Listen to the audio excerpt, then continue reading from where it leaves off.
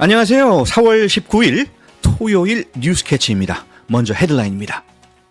미국의 예멘 유전 공습 이후 후티 반군이 미국 항공모함과 이스라엘을 향해 보복 공격에 나섰습니다. 트럼프 행정부가 AI까지 동원한 이민 단속으로 시민권자까지 5인 체포되고 있습니다. 연방대법원이 트럼프 행정부의 무차별적인 추방 정책에 제동을 걸며 인권 논란이 확산되고 있습니다.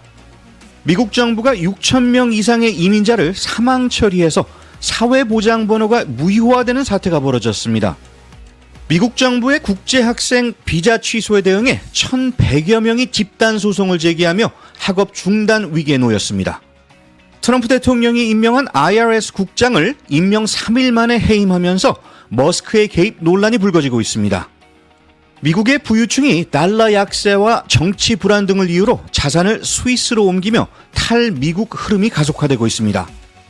트럼프 행정부가 국방부 내 다양성 형평성 포용 DEI 프로그램을 전면 폐지하고 장군 10여 명을 해임했습니다. CDC가 감염병 핵심 연구실을 폐쇄하면서 슈퍼 임질과 B형 간염 대응에 큰 공백이 생기고 있습니다. 단백질 과잉 섭취에 대한 경고가 나오고 있습니다. 대부분의 사람들은 이미 권장량 이상의 단백질을 섭취하고 있다는 지적입니다. 지금까지 오늘의 헤드라인이었습니다. 오늘도 뉴스캐치를 찾아주셔서 감사드립니다. 오늘 첫 소식입니다. 미국과 예멘 후티 반군 간의 무력 충돌이 급격히 고조되고 있습니다. 미군이 예멘 서부 라스 이사 유전 시설을 공습해 최소 74명이 사망하자 후티 반군은 이에 대한 보복으로 미 해군 항공모함을 공격했다고 밝혔습니다. 김윤범 리포터 연결해 자세한 소식 들어보겠습니다. 네, 이번 공습은 트럼프 행정부가 최근 강화한 후티 반군 타격 작전의 일환으로 예멘 라스 이사 항구에 위치한 유전 시설이 주요 표적이 됐습니다. 미군 중부사령부는 해당 유전이 후티의 불법 자금원이며 이를 통해 무력 활동과 테러를 이어가고 있다고 설명했습니다. 또한 예멘 국민을 겨냥한 것이 아니라 반군의 경제적 기반을 무력화하려는 목적이라고 밝혔습니다. 그에 대한 후티 측 반응도 상당히 강경한데요. 그렇습니다. 후티는 곧바로 방역에 나섰다고 주장했습니다. 자신들이 홍해와 아라비아해에서 작전 중인 미 항공모함 해리 트루먼호가 최근 투입된 칼빈 스노를 동시에 공격했으며 특히 칼빈 스노에 대한 공격은 이번이 처음이라는 점을 강조했습니다. 뿐만 아니라 미군의 MQ-9 리퍼 무인기를 격추했다며 이스라엘 텔아비브의 벤구리온 국제공항과 군시설에 탄도미사일을 발사했다고도 밝혔습니다. 양측의 충돌이 중동 전역으로 확산될 가능성도 제기되고 있는 만큼 향후 전개가 주목됩니다. 김윤범 기자 잘 들었습니다. 트럼프 행정부가 1년 내 100만 명 추방을 목표로 AI와 얼굴인식 시스템까지 총동원하며 대대적인 이민자 색출에 나섰습니다. 그런데 이 과정에서 미국 시민권자까지 불법 체류자로 오인돼 체포되는 일이 발생했습니다. 플로리다에서 벌어진 이번 사건 유미정 리포터가 보도합니다. 네, 조지아에서 태어난 20살의 후안 카를로스 로페스 고메즈 씨는 플로리다에서 경찰 단속을 받던 중 승객 신분으로 체포됐습니다.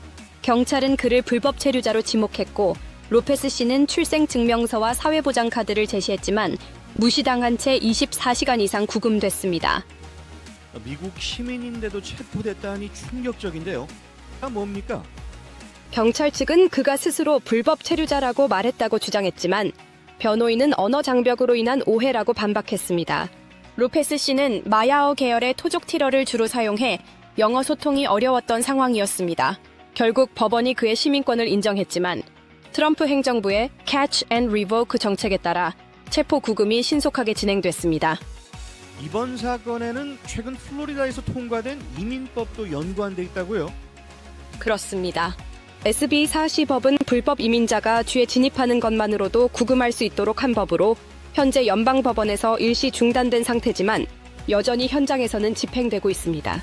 특히 트럼프 행정부는 모든 정부 데이터를 뒤지고 AI 분석과 얼굴 인식 기술까지 활용해 포착 즉시 비자 취소, 체포, 추방으로 이어지는 강경 정책을 펴고 있습니다. 결국 로페스 씨는 풀려났습니까? 네, 지역사회의 시위와 언론 보도 이후 석방됐습니다. 그러나 그의 가족은 현재 민사소송을 준비 중이며 일부 트럼프 지지자들조차 자신들도 오인 체포될 수 있다는 우려에 반감을 드러내고 있다고 로이터는 보도했습니다. 미국 시민조차 보호받지 못하는 현실, 이민 단속 정책의 심각한 부작용을 보여주는 사례입니다. 유미정 리포터 잘 들었습니다. 네, 방금 보도의 음향적인 기술적인 오류 시청자 여러분의 양해 부탁드리겠습니다. 트럼프 행정부의 강경 이민 정책에 미 연방 대법원이 제동을 걸었습니다. 대법원은 베네수엘라 출신 이민자 30여 명의 적국 국민법 기반 추방을 일시 중단하라며 사전 통보 없는 절차는 위헌 소지가 있다고 판단했습니다. 한편 잘못된 추방으로 엘살바도르 초대형 감옥에 수감된 메릴랜드 이민자 아브레고 가르시아의 귀환 명령도 이행되지 않아 인권 침해 논란이 커지고 있습니다. 또한 팔레스타인 지지 발언으로 비자가 취소된 터프스대 학생 루메이사 웨스트리크는 헌법 위반 가능성이 인정돼 버몬트로 이송되며 재판을 이어가게 됐습니다. 트럼프 행정부가 추방 압박을 위해 6천 명이 넘는 이민자들을 사회보장국 사망자 명단에 허위 등록한 사실이 드러났습니다. 이 명단에 포함되면 은행, 고용, 주거 등에서 사망자로 처리되어 일상생활이 마비됩니다. 일론 머스크의 도지 서비스와 국토안보부는 이를 실행하면서 사회보장국 내부의 반대 의견을 무시했고 일부 이민자들은 직접 사무소를 찾아 생존 증명을 해야만 했습니다. 백악관은 죽은 것으로 분류된 적 없다고 해명했지만 내부 기록은 명확히 Death Master File 등록을 보여주고 있습니다. 현재까지 30여 명이 복구됐지만 피해자는 계속 늘고 있으며 일부는 10대 청소년이거나 범죄 기록도 없는 것으로 확인됐습니다. 이 조치는 헌법과 개인정보보호법 위반 소지가 있다는 비판이 커지고 있습니다. 미국 전역에서 1,100명 이상의 국제 유학생들이 비자 취소로 학업 중단과 추방 위기에 처하자 ACLU는 이들을 대리해 연방법원에 집단 소송을 제기했습니다. 학생들은 사전 통보 없이 F1 신분이 종료됐으며 이는 법적 절차 위반이라는 주장입니다. 많은 학생들이 시위 참여와 무관하거나 오래된 경미한 위반 사항에도 불구하고 대상이 됐고 법원은 일부 학생에 대해 추방 중단 명령을 내린 상태입니다. 도널드 트럼프 대통령이 임명한 게이 셰이플리 국세청 IRS 국장 대행을 임명 3일 만에 교체할 계획인 것으로 전해졌습니다.